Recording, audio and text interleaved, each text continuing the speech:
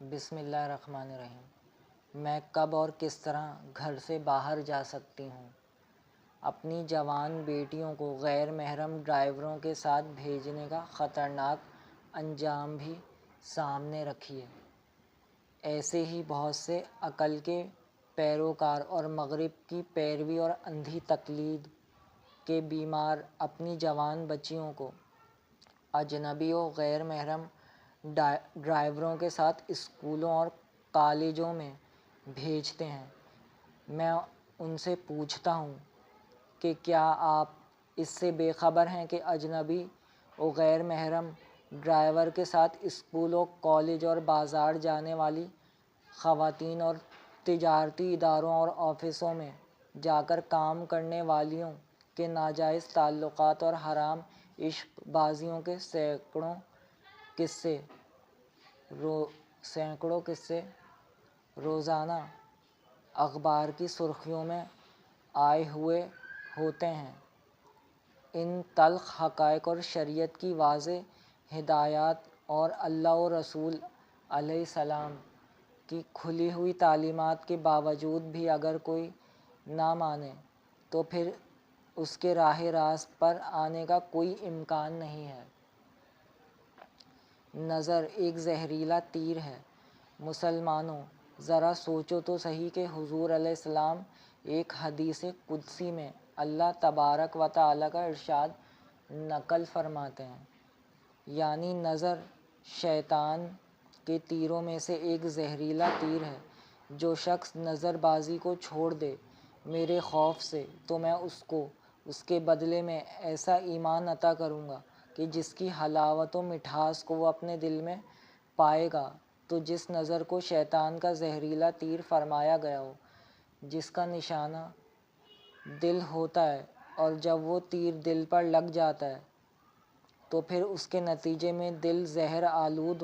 ہو کر مسلمان کی ایمانی و اسلامی، قلبی و روحانی طور پر موت واقع ہو جاتی ہے، اور جس پر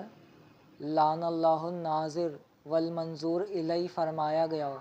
کہ کسی غیر محرم عورت یا خوبصورت و حسین بے ریش لڑکے پر نظر ڈالنے والا اور جس پر نظر ڈالی گئی، یعنی جس نے اپنے کو ایسے مقام پر پیش کیا کہ وہاں غیر محرم لوگ اس کو دیکھ سکیں، کبھی بازاروں میں، کبھی شاپنگ سینٹروں میں، کبھی شادی ہالوں میں، کبھی تفریح گاہوں میں اور کبھی سمندروں اور دریاؤں کے کناروں پر، جو اپنے آپ کو نکالے اور دکھائے پھر رہی ہے، تو ایسے دونوں یعنی دیکھنے والے اور اپنے آپ کو دکھانے والے اور دکھانے والیوں پر لعنت فرمائی گئی ہے۔ یعنی بالفاظ دیگر حدیث شریف کا مفہوم یہ ہے کہ حضور علیہ السلام فرما رہے ہیں کہ یا اللہ، جو کسی غیر محرم کو یا بے ریش خوبصورت لڑکے کو دیکھے اور اپنے کو دیکھنے کے لیے پیش کرے، ان دونوں پر لعنت فرما، یعنی ان دونوں کو اپنی رحمت سے دور فرما، ان کو ملعون کر دے۔ تو بھلا لعنت والے اعمال اور اللہ کی رحمت سے دوری کے کام کرنے کے باوجود ہم یہ کہیں کہ ہمیں کچھ نہیں ہوتا، اور اس سب کے باوجود ہم چین و سکون کے خواب دیکھیں، آخر یہ کیسے ممکن ہو سکتا ہے؟ اس میں کوئی شک نہیں ہے کہ یہ ایسے خواب ہیں جو کبھی شرمندہ تعبیر نہیں ہو سکتے۔ آج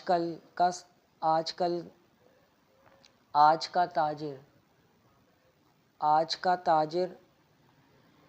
اور اسکول و کالج کا مسلم ٹیچر اور پرنسپل کہتا ہے کہ میں تو روزانہ اپنے اسکول و کالج اور اپنے آفس میں خوب عمدہ و خوبصورت لباسوں میں ملبوس اور مختلف قسم کے کریم، پاؤڈر اور خوشبوؤں سے آراستہ ہو کر آنے والی لیڈیز ٹیچر اور گرلز اسٹوڈنٹ اور سیلز لیڈیز وغیرہ سے ملتا ہوں اور ان سے خوب ہنسی خوشی بات بھی کرتا ہوں اور ان کو دیکھتا ہوں مگر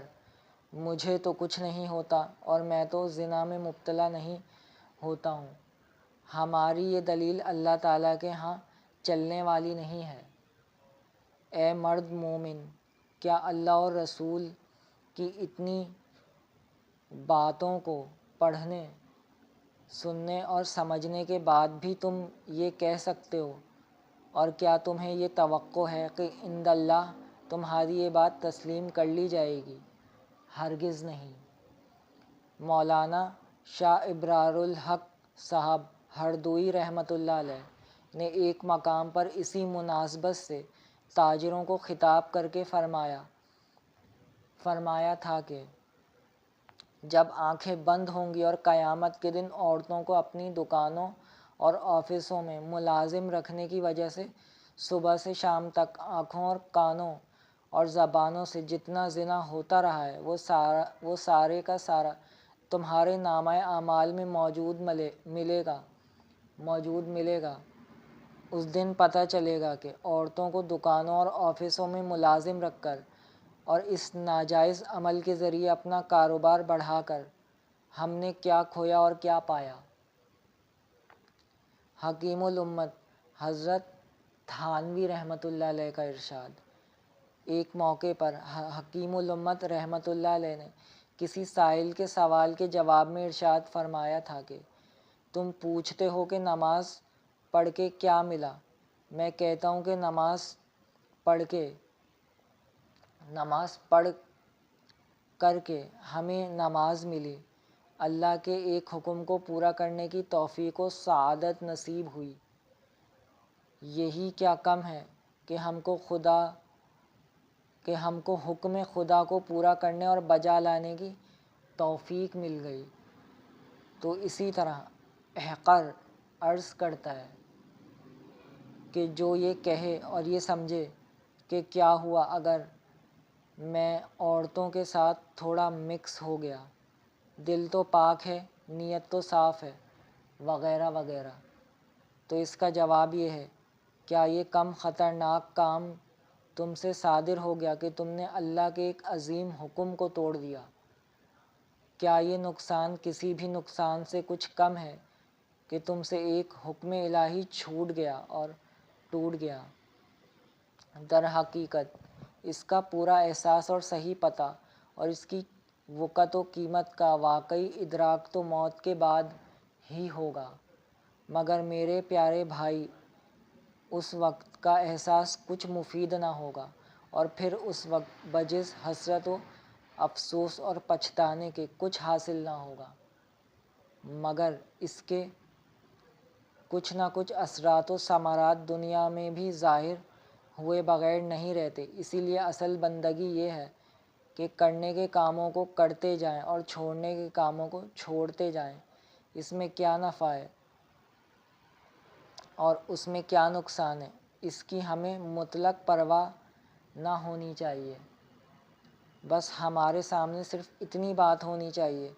کہ میرے خالق و مالک کا حکم ہے، اس لیے کچھ بھی ہو جائے بہر صورت اس حکم الہی کو پورا کرنا ہے۔ یہی حقیقت ہے بندگی کی، اور اسی کی خاطر ہم پیدا کیے گئے ہیں۔ بس آج کے لیے اتنا ہی۔